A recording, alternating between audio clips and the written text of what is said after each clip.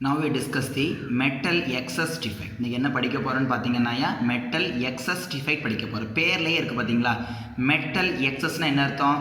அதாவது கேட்டயான் இல்லைன்னா metal ion or positive ion நமக்கு எப்படி இருக்குது, எக்ஸஸாக இருக்குது அப்படின்னு அர்த்தம். புரியுதா? அப்போ மெட்டல் எக்ஸஸ் டிஃபெக்ட் எப்போ அரைஸ் ஆகும்னு பாருங்கள். It arises due to the presence of more number of metal ion compared to the anion. அப்போ மெட்டல் அயன் கவுண்டிங் நமக்கு நிறையா இருக்கும். புரியுதா? ஸோ அப்போ presence of more number of metal ion as compared to the anion. Negative அயனை விட positive ion metal ion கேட்டயானுடைய நமக்கு வந்து நிறைய நமக்கு என்ன இருக்குது, கேட்டயான் இருக்குது. புரியுதா? அப்போ arises due to the presence of more number of metal ion நிறையா இருக்குது. யாரை விட? ஆனையான விட. எக்ஸாம்பிள் தாங்க பாருங்க, சோடியம் குளோரைடு NaCl, தென் என்ன இருக்குது, பொட்டாசியம் குளோரைடு KCl. சரியா? the electrical neutrality is maintained by the anionic vacancy.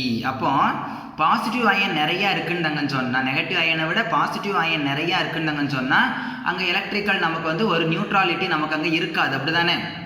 10 positive iron இருக்குது, 8 நெகட்டிவ் அயன் இருக்குன்னு சொன்னால் அது வந்து நமக்கு ஈக்குவலாக நோ. அப்போ அந்த electrical neutrality is maintain by the anionic vacancy which are equal to the excess metal ion. எத்தனை மெட்டல் அயன் எக்ஸஸாக இருக்கோ அத்தனை அங்கே என்ன இருக்கும், ஆனயானிக் வேக்கன்சி தாங்க இருக்கும். ஃபார் எக்ஸாம்பிள் இப்போ தாங்க எக்ஸஸாக இப்போ வந்து ஒரு 6 மெட்டல் அயன் எக்ஸஸாக இருக்குன்னு சொன்னால் அங்கே நமக்கு 6 என்ன இருக்கும், ஆனயானிக் வேக்கன்சி இருக்கும். அப்படி இருந்தால் மட்டும்தான் எலக்ட்ரிக்கல் நியூட்ராலிட்டி நமக்கு இங்கே மெயின்டைன் ஆகும். புரியுதா?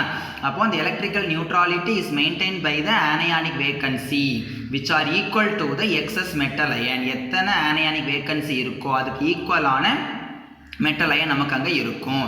அப்படி இல்லைன்னு or by the presence of the electron which are in industrial position. அப்படி இல்லைன்னு சொன்னால் அங்கே அதுக்கு ஈக்குவலான நமக்கு இங்கே எலக்ட்ரான் இருக்கும். சரியா? ஃபார் எக்ஸாம்பிள் தாங்க பாருங்க, சோடியம் குளோரைடு கிறிஸ்டலை நம்ம எடுத்துக்கிடுவோம். சரியா? அப்போ when NaCl crystal are heated in presence of sodium vapor, இந்த சோடியம் வேப்பர் லேம்பில் இந்த சோடியம் குளோரைடு கிறிஸ்டலை நம்ம என்ன செய்கிறோம், ஹீட் பண்ணுறோம். அப்படி ஹீட் பண்ணும்போது என்ன நடக்கும், that sodium ion losses the electron and it converted into Na+ ion. அப்படி தானே தாங்க? அப்போ இந்த சோடியம் Na அப்படிங்கிற இந்த ஆட்டம் நமக்கு சோடியம் வேப்பரில் நம்ம அதை ஹீட் பண்ணும்போது அது என்ன செய்யுது, அந்த Na ஒரு எலக்ட்ரானை தாங்க நமக்கு லாஸ் பண்ணிட்டு எதாவது மாறிடுது, Na+ அயனை மாறிடுது. That Na+ ion are deposited on the surface of the crystal. அப்போ ஃபார்ம் ஆன இந்த Na+ அயன் என்ன செய்யுது, கிறிஸ்டலுடைய சர்ஃபேஸில் தாங்க நமக்கு அது டெபாசிட் ஆயிடுது. அப்போ Na+ அயான் கிறிஸ்டலோட சர்ஃபேஸில் டெபாசிட் ஆகும்போது குளோரின் Cl- அயன் இருக்குல்ல, அப்போ குளோரைடு அயன். அப்போ இந்த Cl- அயன் என்ன பண்ணுன்னு பார்த்தீங்கன்னா that Cl- ion diffuses to the surface. புரியுதா? அப்போ Na+ அயன், அதாவது அங்கே ஒரு NaCl கிறிஸ்டலை நம்ம ஹீட் பண்ணுறோம் சோடியம் வேப்பரில்.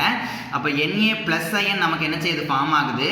ஃபார்ம் ஆன இந்த Na+ ion deposited on the surface of the crystal. At the same time the Cl- ion diffuses on the crystal, diffuses to the surface. அந்த சர்ஃபேஸுக்குள்ள நமக்கு அது டிஃப்யூஸ் ஆகுது. புரியுதா? அப்போ அந்த electron lost by the sodium vapour. அப்போ electron அப்போ இந்த சோடியம் வேப்பரில் தாங்க இருந்து நமக்கு எலக்ட்ரான் நமக்கு என்ன செய்யுது, லாஸ் ஆகுதா? அப்போ that electron loss by the sodium vapour which are occupies the vacancy. அப்போ அது தாங்க நமக்கு ஒரு வேக்கன்சியில் போய் தாங்க நமக்கு அது என்ன செய்யுது, ஆக்குப்பை ஆகுது. That create by the Cl- ion. அப்போ அந்த வேக்கன்சியை நம்ம கிரியேட் பண்ணுறது யார், Cl- ion. Such anionic vacancy which are occupied by unpaired electron are called as F center. முக்கியமான கொஸ்டின் தாங்க, what is mean by F centerன்னு கேட்பாங்க. அப்போ F centerனா என்ன, ஒரு anionic vacancy இருக்கு, அந்த anionic vacancy occupied by unpaired electron. புரியுதா?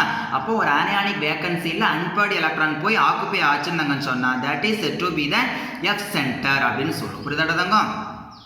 அப்போ இந்த NaCl தாங்க நம்ம எப்படி எழுதலாம்னு பாருங்க.